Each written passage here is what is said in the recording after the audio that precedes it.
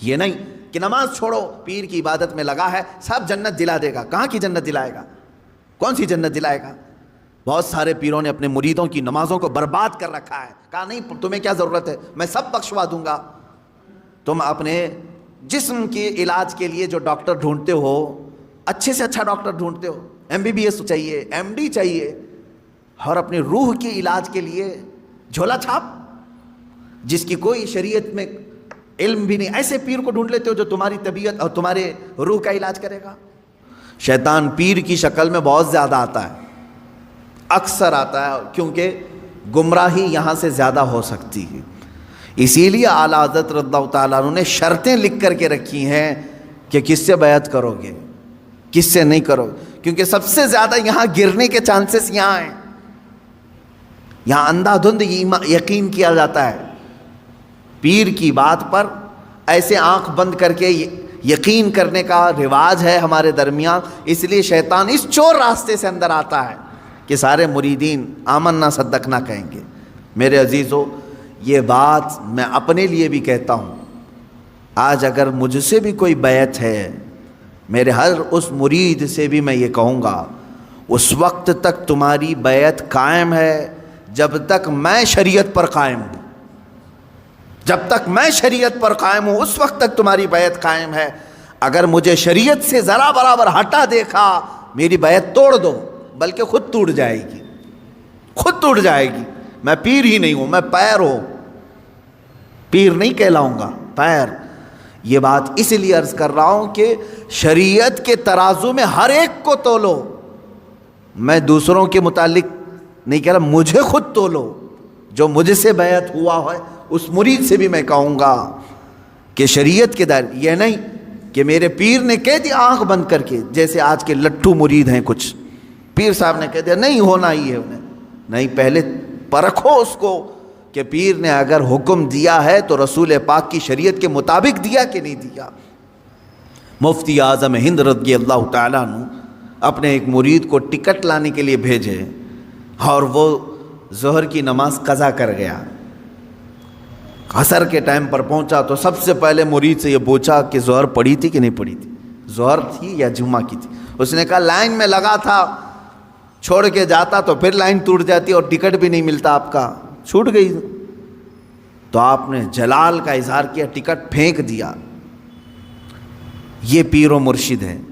اور مرید سے یہ کہا تو نے اتنا بڑا گناہ کیا کہ میری فرما برداری کرنے کی غرض سے اللہ کی نافرمانی کر گیا. یہ ہوتا ہے پیر. ہمیشہ یہ یاد رکھنا کہ پیر کی حکم بجاوری کے غرض سے کہیں ایسا نہ ہو جائے کہ اللہ کی نافرمانی ہو جائے. نمبر 1 سب سے پہلا ہمیں جو پرائیورٹی دینی ہے وہ رب ذوالجلال کی ذات ہے. حتیٰ کہ میں نے ایک روایت یہ بھی سنی، بڑے بزرگ عالم دین ہیں، میرے والد گرامی خود سرکار مفتی اعظم ہند سے بیعت فرماتے ہیں. ایک بار آپ تشریف لائے تھے ایک مدرسے میں، نماز پڑھ رہے تھے ظہر کی، گرمیوں کے دن تھے، علامہ صاحب نے بھی اس کو بیان کیا ہے. فرماتے ہیں کہ پیچھے وہ پنکھا لے کر کے جل رہے تھے، گرمی ہو رہی ہے، نماز پڑھ رہے تھے. مفتی اعظم ہند رحمۃ اللہ تعالی، میں سچے پیروں کی بات کر رہا ہوں میرے عزیز، سلام پھیر کر کے اس کا پنکھا کھینچا اور پھینک دیا اور کہا کیا کر رہے ہو؟ کہا حضور گرمی سے پسینے میں آپ شرابور ہیں، میں ہوا کر رہا تھا. تو آپ نے کیا فرمایا جانتے ہیں؟ کہتے ہیں میں خود اللہ کی عبادت میں تھا. اللہ بادشاہ اعظم ہے اور اس کی عبادت کرنے کے وقت بندہ غلام ہے. کیا یہ کسی غلام کے لیے لائق ہو سکتا ہے کہ غلام کی بھی خدمت کی جا رہی ہو؟ جب وہ بادشاہ کی عبادت میں لگا ہو تو غلام کی خدمت ہونی چاہیے. یہ فرسٹ پرائیورٹی اللہ رب العزت کی ذات کو دینے کا تصور ہم نے سچے پیروں سے سیکھا ہے. یہ نہیں کہ نماز چھوڑو پیر کی عبادت میں لگا ہے سب جنت دلا دے گا. کہاں کی جنت دلائے گا؟ کون سی جنت دلائے گا؟ بہت سارے پیروں نے اپنے مریدوں کی نمازوں کو برباد کر رکھا ہے. کہا نہیں تمہیں کیا ضرورت ہے، میں سب بخشوا دوں گا، سب بخشوا دوں گا. جو پیر ایسا کہتا ہے اسے قبرستان لے کر کے جاؤ، جو بھی مرید مرے اس کے ساتھ دفن کرو، اسے بٹھاؤ اس کے ساتھ، منکر نکیر آنے والے، پیر صاحب بیٹھو یہاں پر، جب تک پورا حل نہیں ہوگا اٹھ کر کے نہیں جانا، دیکھتے ہیں تمہیں یہ قبرستان تک نہیں جا سکیں گے۔ حشر کے معاملات بہت سخت ہیں، جہاں نوح علیہ السلام ڈر رہے ہیں، موسیٰ علیہ السلام ڈر رہے ہیں قیامت کے دن، پیر صاحب کہتے ہیں میں بخشوا دوں گا۔ انبیاء کرام کا حال یہ ہے، حضرت موسیٰ علیہ السلام کے متعلق روایت ہے، حدیث پاک میں، پوری قوم ان کے پاس جائے گی اور کہے گی سفارش کریں، تو کیا کہتے ہیں جانتے ہیں؟ اے لوگو، دنیا میں مجھ سے ایک عمل ہو گیا تھا، ایک فرعونی کو میں نے گھونسا مارا تھا، وہ مر گیا تھا، قرآن میں اس کا ذکر ہے۔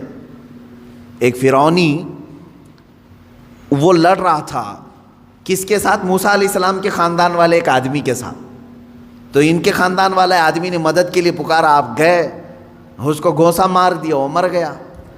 دوسرے دن پتا چلا کہ ان کے خاندان والا جو آدمی تھا وہ خود غلطی پر تھا، وہ آدمی نہیں، جس کو موسیٰ علیہ السلام نے مارا وہ غلطی پہ نہیں تھا، یہی غلطی پر تھا، اسی نے مدد کے لیے بلایا، اسی نے مروا دیا۔ موسیٰ علیہ السلام کو اس عمل پر بڑی پشیمانی ہوئی، اور قرآن پاک میں اس کا ذکر ہے۔ موسیٰ علیہ السلام نے رو رو کر کے توبہ کیا، استغفار کیا کہ میرے ہاتھ سے ایک آدمی مر گیا۔ اب حدیث میں سنتے ہیں آپ، قیامت کے دن جب پوری مخلوق موسیٰ علیہ السلام کے پاس شفاعت کے لیے جائے گی تو وہ کہتے ہیں زندگی میں میرے سے ایک عمل ایسا ہو گیا تھا، میرے گھونسے سے ایک ناحق آدمی مر گیا تھا، آج مجھے ڈر ہے کہ اللہ کہیں مجھے وہ سوال نہ کر لے۔ کون کہہ رہا ہے؟ موسیٰ علیہ السلام۔ تم مجھے سفارش کی بات کر رہے ہو، مجھے خود میرے متعلق ڈر لگ رہا ہے کہیں میرا وہ عمل مجھ سے پوچھ نہ لیا جائے، میں کہاں سب کی سفارش کروں گا۔ اور یہاں صبح سے شام تک عورتوں کی بھیڑ میں بیٹھا ہوا پیر، وہ کہتا ہے میں سب کی بخشش کروا دوں گا۔ عورتوں، ہاں مرید کرنا جائز ہے عورتوں کے لیے، لیکن مصافحہ، بدن دبانا، مالش کروانا، یہ چیز ہرگز شریعت کی اجازت نہیں دی جاتی۔ ایسے سارے لوگوں کی میں تردید کرتا رہوں گا، اس لیے کہ اپنی قوم پہچانے۔ تم اپنے جسم کے علاج کے لیے جو ڈاکٹر ڈھونڈتے ہو، اچھے سے اچھا ڈاکٹر ڈھونڈتے ہو، MBBS چاہیے، MD چاہیے، اور اپنی روح کے علاج کے لیے جھولا چھاپ، جس کی کوئی شریعت میں علم بھی نہیں، ایسے پیر کو ڈھونڈ لیتے ہو جو تمہاری طبیعت اور تمہارے روح کا علاج کرے گا۔ وہ کیا علاج کرے گا؟ وہ خود بیمار آدمی ہے بیچارہ، روحانی بیمار ہے۔ ہاں، جو روح کا بادشاہ ہوتا ہے تم اس کو دیکھو گے کہ وہ نمازوں کے لیے دوڑ رہا ہوتا ہے، اپنے مریدین سے کہتا ہے تنبیہ کے ساتھ، کچھ بھی چھوٹے لیکن اللہ کی عبادت تم سے نہ چھوٹے۔ وہ پیر صحیح ہے جو تمہیں رب تعالیٰ تک جوڑ دے، یہ نہیں کہ تمہیں اپنی دکان تک جوڑ دے۔ یہاں پر سب آتا رہے، سب تم چلتے رہو، سب ٹینشن فری ہو کر کے جیو۔ کچھ مرید ایسے بھی ہیں، وہ سوچتے ہیں پیر صاحب کے پاس ہم نذرانہ ہدیہ بھیجتے رہیں گے تو ہمارے لیے دعائیں بھی کرتے رہیں گے، ان کا سایہ بنا رہے گا اور ہمارا سب چلتا رہے گا، کچھ بھی بلا نہیں آئے گی، مصیبت نہیں آئے گی۔ یہ سب جاہلوں کے پیدا کیے ہوئے معاملات ہیں میرے عزیزوں، جاہلوں کے ہیں۔ صحابہ کرام سے بڑھ کر کے مرید کون تھا؟ میرے آقا صلی اللہ علیہ وسلم سے بڑھ کر کے پیر کون تھا؟ اس کے باوجود رسول کریم صلی اللہ تعالیٰ علیہ وسلم سے صحابہ کرام کے اتنے گہرے تعلق کے باوجود مجھے بتائیں کبھی کسی صحابی کو حضور نے کہا ہو چھوڑ دو نمازیں، میں ہوں نا؟ کسی سے کہا ہو؟ عام صحابہ کی تو بات تو چھوڑیں، حضور نے خود سیدہ کائنات فاطمہ الزہرا رضی اللہ تعالیٰ عنہ سے کہتے ہیں، اے فاطمہ، کیا کہتے ہیں؟ اعملی لا اغنی عنکی شیئا، تو اپنے عمل میں پوری ہو، سارے عمل پوری کرتے رہنا، یہ مت سوچ کر کے بیٹھنا کہ میں تیرے لیے سب کچھ کر دوں گا، میں تیرے لیے سب کچھ کر دوں گا، یہ سوچ کر کے عمل سے دور نہیں ہونا۔ حضرت فاطمہ کو جب حضور یہ کہہ رہے ہیں تو کون سا پیر ہے جو اپنے مریدوں کو نماز کی چھٹی دے رہا ہے؟ آؤ سب قوالی میں بیٹھو، نماز معاف ہو جائے گی، ہے؟ آؤ یہاں گانے باجے بھنگڑے لگتے رہیں، تمہاری نمازیں جاتی رہیں۔ معاذ اللہ رب العالمین ان شیاطین الانس کو سمجھیں جو انسانوں کے شیطان ہیں، انسانوں میں سے آئے ہوئے شیطان ہیں جو در حقیقت اس راستے سے اللہ سے بندوں کو دور کر رہے ہیں۔